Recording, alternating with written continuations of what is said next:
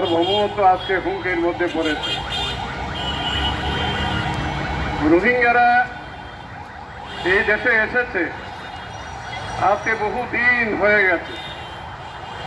প্রথম পর্যায়ে রোহিঙ্গারা আমাদের দেশে ঢুকেছিল সেই 70-এর দশকের শেষের দিকে কিছু রোহিঙ্গা, তারপর বারবার এসেছে। গত 2017-এর আগস্ট মাসে রোহিঙ্গারা দলে দলে আমাদের দেশে আশ্রয় নিয়েছে। বাংলাদেশ যে সরকারে থাকুক না কেন, বাংলাদেশ এই রোহিঙ্গাদেরকে আশ্রয় এবং বাসস্থানের ব্যবস্থা করেছে। মানবিক সহায়তা আমাদের দেশ যুদ্ধের পারে দিয়েছে, তাদের অস্তিত্ব রক্ষা করেছে। আজকে এই ইউনূস সরকার ক্ষমতায় আসার পর আমরা দেখছি নতুন পায় তারা এখানে শুরু হয়েছে।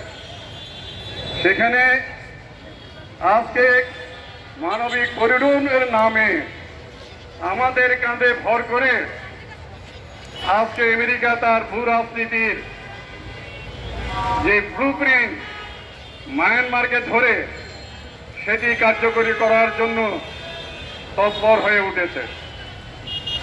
আজকে এই আমেরিকার যে আমাদের এই অন্তর্বর্তীকালীন সরকারকে যে সমর্থন আমেরিকা দিয়েছে, সেটিকে আমাদের দেশে গণতন্ত্র প্রতিষ্ঠা করার জন্য না, ওই মায়ানমারকে ধরে যে আঞ্চলিক ভূ রাজনীতি যেটা চলছে সেটাকে বাস্তবায়িত করার জন্য।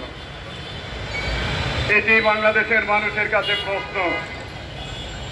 আজকে আমরা যেটা দেখছি যে বারবার জান্তা সরকার, গণবিরোধী সরকার আজকে দীর্ঘদিন ধরে 48 থেকেই, জন্মের পর থেকেই মারমাতে নানা অশান্তি চলছে এবং নানা জাতি গোষ্ঠী এই জান্তার বিরুদ্ধে লড়াই করছে তাদের আত্মনিয়ন্ত্রণ অধিকারের জন্য। আমরা বাঙালি গণতান্ত্রিক জোট ওদের আত্মনিয়ন্ত্রণ অধিকারকে সমর্থন করি, কিন্তু আজকে যেটা হচ্ছে সেটা হলো যে আমেরিকা যে করিডোর আমেরিকাকে দিতে চাচ্ছে জাতিসংঘের এই যে মানবিক করিডোরের নামে জাতিসংঘের উপর ভর করে যেই নির্দোষা এখানে বাস্তবায়িত করার চেষ্টা হচ্ছে, সেটি খুবই ভয়ঙ্কর। ভয়ঙ্কর কেন বলছি,